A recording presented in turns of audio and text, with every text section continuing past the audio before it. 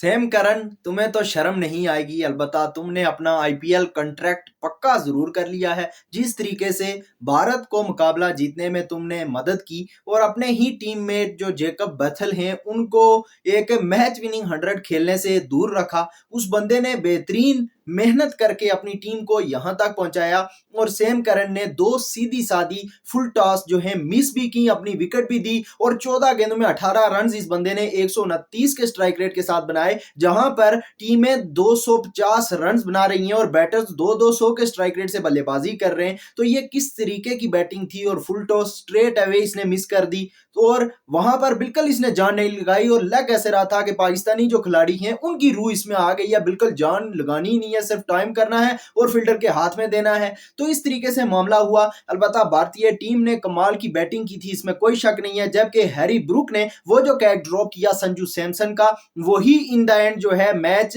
का turning point साबित हुआ और इंग्लैंड के लिए वो बहुत ही नुकसानदेह एक मोमेंट था जहां पर हैरी ब्रूक ने बहुत ही आसान सा कैच ड्रॉप कर दिया और संजू सैमसन को मौका दिया कि वो मजीद बड़ी इनिंग्स खेले। टोटल 15 रन पर उस वक्त संजू सैमसन बैटिंग कर रहे थे और उन्होंने 89 रन बनाए। अलबत्ता संजू सैमसन की जितनी तारीफ की जाए वो कम है भाई साहब। इस बंदे को पूरे टूर्नामेंट के आगाज में बाहर बिठाया गया, इसको ड्रॉप किया गया, सब चीजें हुई। उसके बावजूद जब इस बंदे को मौका मिला तो इसने अपनी टीम को मैचेस जितवाए, इसने मैच विनिंग इनिंग्स खेली हैं। और इसके अलावा अगर मजीद बात करें, आज शिवम दुबे ने काफी अच्छी बल्लेबाजी की, उन्होंने भी आकर कंट्रीब्यूट किया। बहुत जबरदस्त स्टार्ट इंडिया की टीम को मिल चुका था पावर प्ले में, उन्होंने बड़ा एक्सेलरेट किया। प्लस जब इंडिया की टीम के जो डेथ ओवर्स थे उसमें उन्होंने बड़ी अच्छी बैटिंग की, जिसकी वजह से 253 रन वो बोर्ड पर लगाने में कामयाब रहे। इसमें एक चीज का किरदार भी है कि जो यहाँ पर बाउंड्री लेंथ है वो काफी छोटी थी और ये पहले से ही नजर आ रहा था कि मोस्टली यहाँ की जो बाउंड्रीज है 60 to 65 मीटर हैं।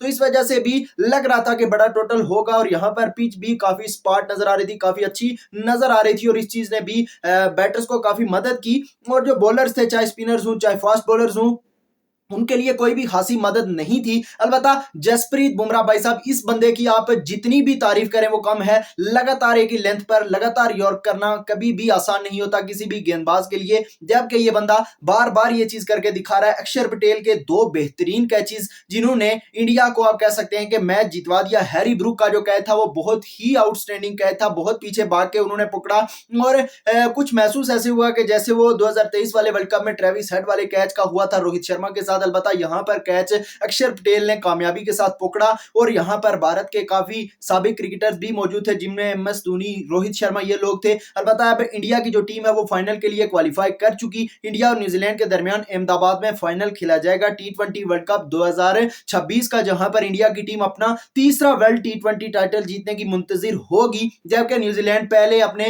T20 वर्ल्ड कप कैंपेन जीतने के लिए तलाश में है। तो देखते हैं क्या होता है। अलबत्ता अगर आज के मुकाबले की मजीद बात की जाए तो इंडिया ने 253 रन बोर्ड पर लगाए थे। संजू सैमसन को प्लेयर ऑफ द मैच का अवार्ड भी दिया गया है 89 रन की बेहतरीन इनिंग्स खेलने के लिए। याद रहे वेस्टइंडीज के खिलाफ भी इन्होंने मैच विनिंग 100 स्कोर किया था, जहां पर वेस्टइंडीज की टीम ने एक बड़ा टोटल बोर्ड पर लगाया हुआ था और चेज में जो है अंडर प्रेशर इस बंदे ने बेहतरीन परफॉर्म किया था। और आज संजू सैमसन ने 42 गेंदों में 89 रन स्कोर किए, 253 रन 7 विकेटों के नुकसान पर भारत ने बनाए थे। शिवम दुबे ने 25 गेंदों में 43 रन स्कोर किए और इन्होंने जो इनिंग्स को आखिर में खत्म किया भारत के लिए वो बड़े अच्छे नोट पर किया। और इसके अलावा ईशान किशन की वो छोटी इनिंग्स बड़ी इंपैक्टफुल इनिंग्स थी। प्लस जो इनके तिलक वर्मा है उन्होंने एक दफा फिर से बड़ी शानदार इनिंग्स खेली। जोफ्रा आर्चर को जो 3 गेंदों में 3 छक्के उन्होंने लगाए वो बहुत ही इंपॉर्टेंट थे और आखिर में टोटल 7 रन से भारत की टीम ये मुकाबला जीती है। जोफ्रा आर्चर ने आखिर में आकर 3 छक्के जरूर लगाए हैं और मुझे लगता है अगर सेम करन से पहले जोफ्रा आर्चर को भेज दिया जाता तो वो शायद के ज्यादा बेहतर फैसला होता, जिस तरीके से उस बंदे ने आकर हिटिंग की। अलबत्ता इन द एंड वही चीज रही। एक फर्क मुझे लगता है कि जो 14 गेंद में 18 रन वहां पर बने, अलबत्ता अब जो होना था वो हो चुका। भारत ने अपने नर्स पर काबू रखा, इसमें भी कोई शक नहीं है। 30 गेंदों में 69 रन 69 रन भारत की टीम को दरकार, सॉरी इंग्लैंड की टीम को दरकार थे, जब इंग्लैंड ये स्कोर चेज करने में नाकाम रहा है। और वहां पर पर जो आखिर में डेथ की बॉलिंग थी वो बड़ी बेहतरीन थी भारत की जानिब से। अलबत्ता 18 गेंदों में 39 रन ईशान किशन ने स्कोर किए। विल जैक्स ने 4 ओवर में 40 रन देकर 2 विकेटें भी हासिल की। आदिल रशीद ने 4 ओवर में 41 रन दिए, 2 विकेटें हासिल की। जोफ्रा आर्चर ने 4 ओवर में 61 रन दिए और 1 विकेट हासिल की। तो ये बहुत ही एक्सपेंसिव स्पेल था। अलबत्ता यहाँ पर ग्राउंड के जो डायमेंशन है, जो कंडीशन है, उनके लिहाज से कोई बहुत ज्यादा बुरा स्पेल नहीं था, मगर फिर भी जिस तरीके से बाकी गेंदबाज गेंदबाजी कर रहे हैं, 4 ओवर में 40 रन दे रहे हैं, तो ये 60 रन वाकई में हरगिज एक्सेप्टेबल नहीं है। अलबत्ता यहाँ पर यह चीज हुई जिसने इंग्लैंड को यह मैच मुझे लगता है कि कॉस्ट किया है। जबकि इंग्लैंड की टीम ने जो फाइटिंग स्पिरिट दिखाई, जो फाइट की, उसकी भी तारीफ होनी चाहिए। और मेनली जेकब बैथल जिस तरीके से इनको अपनी टीम को रेस्क्यू करके ले जा रहा था, मैच जितवा कर जा रहा था, और वहां पर एक टर्निंग पॉइंट आया, वो एक छोटी सी इनिंग्स जो खेली यहाँ पर सैम करन ने। शुरू में जो विल जैक्स थे वो भी स्लो खेल रहे थे, मगर उन्होंने एक्सेलरेट किया। और सैम करन की जो सबसे अजीब चीज लगी वो ये थी कि 2 फुल टॉस इस बंदे को मिली। एक जो जसप्रीत बुमराह है उनके ओवर में इनको लो फुल टॉस मिली, इन्होंने कुछ भी नहीं किया उस पर, वो स्ट्रेट फॉरवर्ड इन्होंने फील्डर के पास मार दी और 1 या 2 रन वहां पर बने। और फिर जिस गेंद पर हार्दिक पांड्या के सामने ये आउट हुए, वो गेंद बहुत ही लूज डिलीवरी थी, एक फुल टॉस थी, आसान थी, और इन्होंने जोर ही नहीं लगाया उसमें, बिल्कुल टाइम किया और सीधा जो है फील्डर के हाथ में दे मारा।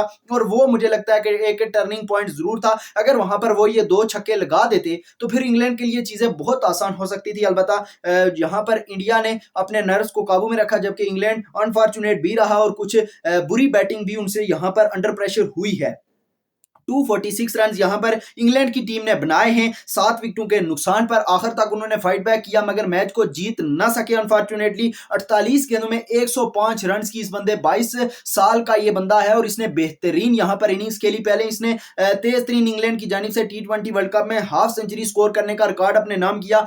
और यहां पर मुझे लगता है ये 100 जो फास्टेस्ट है इंग्लैंड की जानिब से, इसमें भी, इस लिस्ट में भी ये बंदा जरूर मौजूद होगा। अलबत्ता 48 गेंदों में 105 रन जेकब बैथल ने बनाए हैं और कमाल की इनकी इनिंग्स थी, जितनी तारीफ की जाए वो कम है। विल जैक्स ने 20 गेंदों में यहां पर 35 रन बनाए। जॉस बटलर भी स्ट्रगल करते रहे, 17 गेंदों में टोटल 25 रन बनाए। अलबत्ता वहां पर इंग्लैंड की जो विकेट थी, जो मेन विकेट मुझे लगता है इस पूरे वर्ल्ड कप में थी और बहुत बुरे तरीके से फ्लॉप हुए हैं। फिल सॉल्ट बहुत ही आउटस्टैंडिंग प्लेयर हैं और डिस्ट्रक्टिव प्लेयर हैं, मगर पूरे वर्ल्ड कप में वो फ्लॉप हुए, तो उनकी वजह से भी काफी ज्यादा इंग्लैंड के टॉप ऑर्डर पर प्रेशर था। और जॉस बटलर भी कोई बहुत अच्छी फॉर्म में नहीं थी। आज उन्होंने 27 गेंदों में 25 किए, इस मैच के लिहाज से बहुत ही स्लो इनिंग्स है, मगर यह है कि पिछले मैचेस में वो इससे भी गई गुजरी इनिंग्स खेल रहे थे। तो ये है कि इंग्लैंड का टॉप ऑर्डर बहुत ज्यादा प्रेशर में था। हैरी ब्रूक पर काफी इनका दारोमदार था, वो भी जल्द आउट हुए। जाहिर है उनका कैच बड़ा आउटस्टैंडिंग हुआ। एक स्लो बॉल की जसप्रीत बुमराह ने, जिसको वो समझ नहीं सके और गेंद हवा में गई और अक्षर पटेल ने बड़ा बेहतरीन कैच पकड़ा। तो ये था कि इंग्लैंड की टीम बिल्कुल स्टार्ट से बहुत ज्यादा अंडर प्रेशर थी,